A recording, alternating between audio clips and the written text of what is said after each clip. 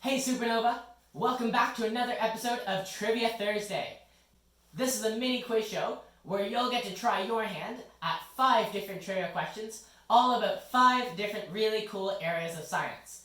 And without much further ado, we will jump right to our first category for the day. And our first category is going to be Earth Science. Our Earth Science question today says, what is the only liquid layer of the Earth? And your options are A, the mantle, B, the outer core, C, the inner core, or D, the asthenosphere. I'll give you a few moments to think about it. See what you come up with, and think about why that layer might be liquid.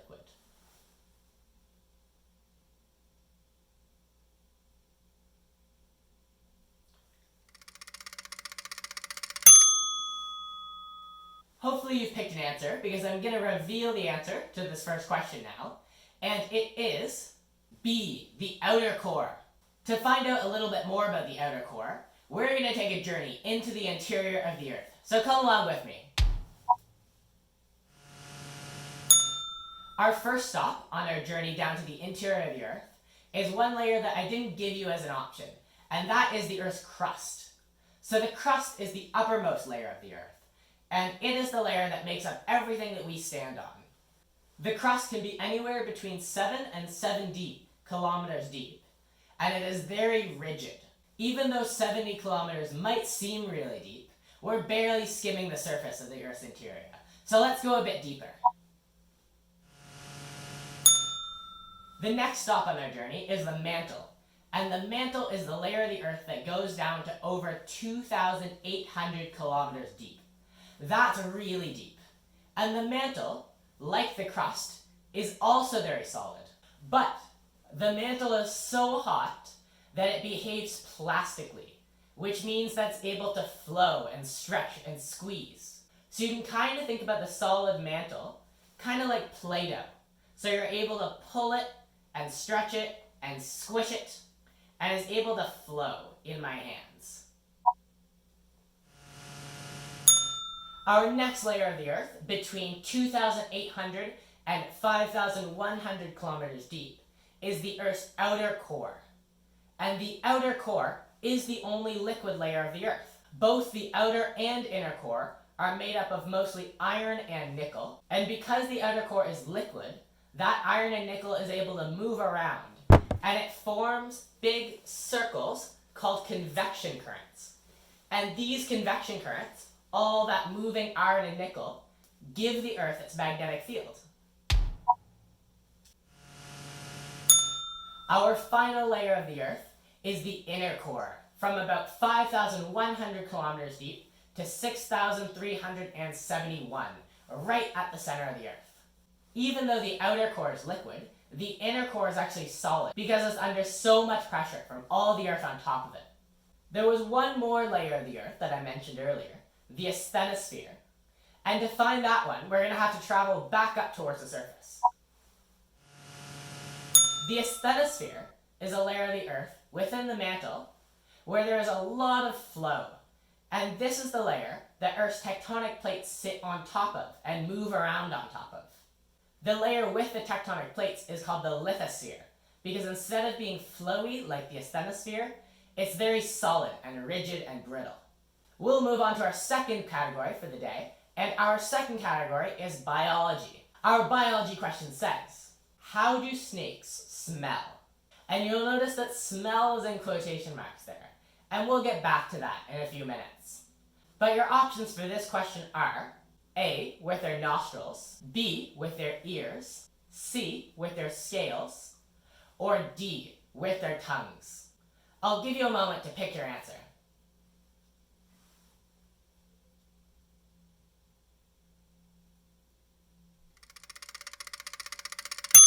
The correct answer to the question, how do snakes smell, is D, with their tongues.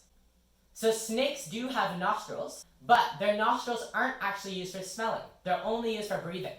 Instead, snakes use their tongues to smell, and they do it in a very different way than humans do. If a snake wants to smell something on the ground in front of them, they stick out their tongue and use it to collect some chemicals from the ground. Then they pull their tongue, with the chemicals attached, back into their mouths, and those chemicals touch a special organ called the vomeronasal organ that's in the top of their mouths. And that organ sends signals to their brain that tells them what sort of scent's on the ground in front of them. Something really cool about snakes' sense of smell is that because they have forked tongues, they can actually pick up chemicals from 2 different spots on the ground in front of them at once. So they're able to smell in 2 slightly different locations, which is something that humans definitely cannot do. We'll move on to our 3rd category for the day, and our 3rd category today is going to be the oceans. Our oceans question says, what percentage of the Earth is covered in water? Your options are A, 33%, B, 54%, C, 71%, or D, 89%. I'll give you a moment to think it through. Think about a picture of the globe and try to guess how much of it you think is covered in water.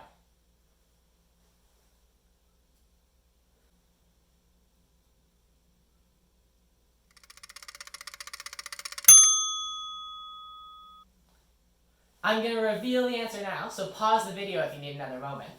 The answer is C, 71%.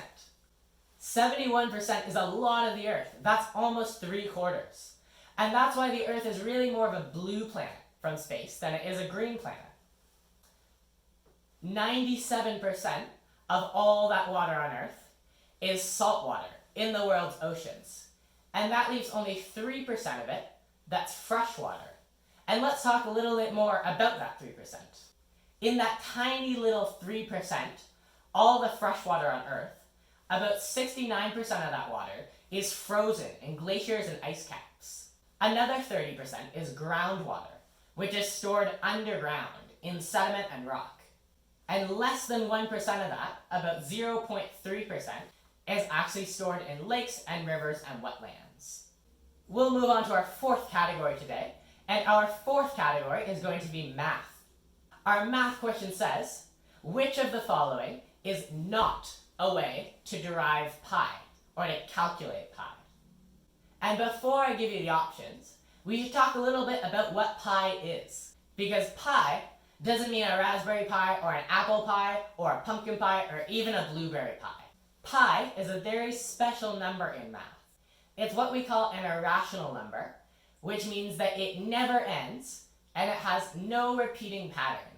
So pi starts out 3.14159 and keeps going to millions and millions of digits. Pi is super special in mathematics because it comes up in a lot of different places. So, our question said, which of the following is not a way to derive or calculate pi?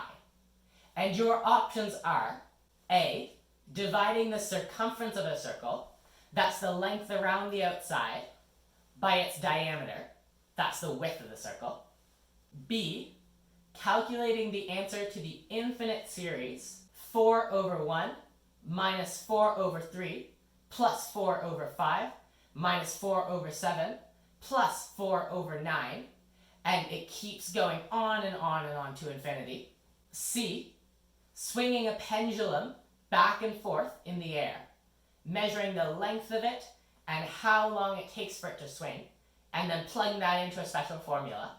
Or D, measuring the lengths of the side of a triangle, and then using the formula a squared plus b squared equals pi squared.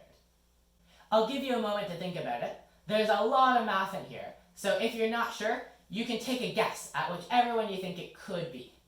And if you want another minute to think about any of these options, pause the video right now.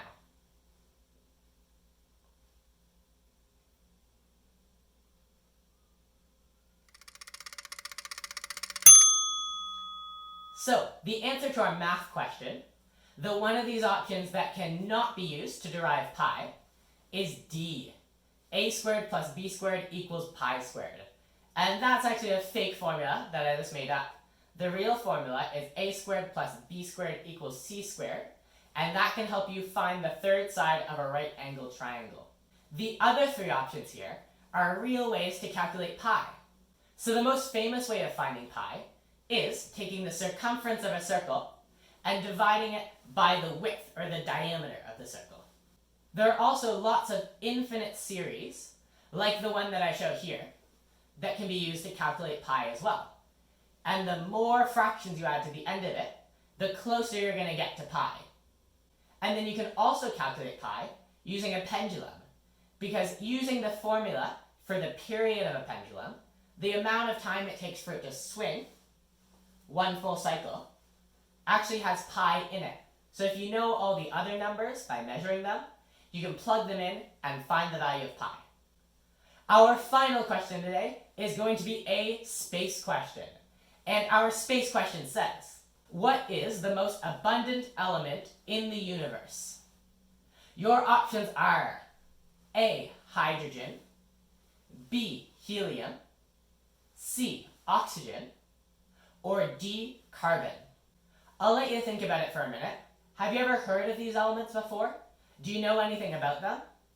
See if you can pick one, and think about why you're picking that one.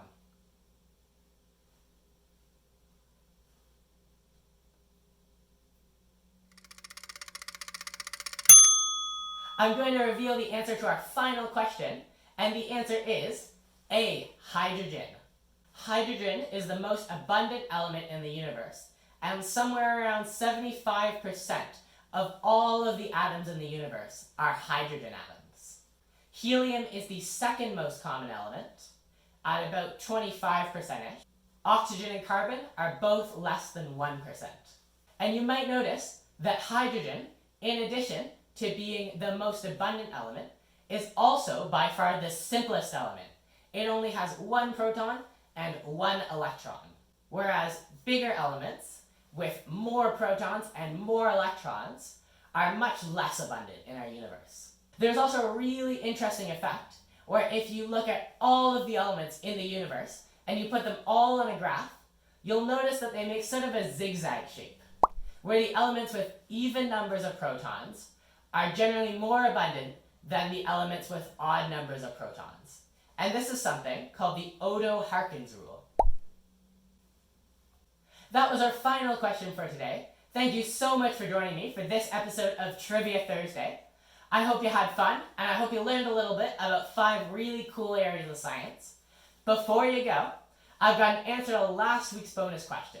Last week, I asked you, what is the name of SuperNOVA's ROV, Remote Operated Vehicle? And the correct answer was Polaris. I've got another bonus question for you this week. During SuperNOVA camps, campers often see a liquid nitrogen show. And my question for you is, what is the boiling temperature of liquid nitrogen? I'll let you try to figure this one out yourself. You probably have to do some research. Thank you so much for joining me this week. I'll see you again next week with 5 more cool trivia questions.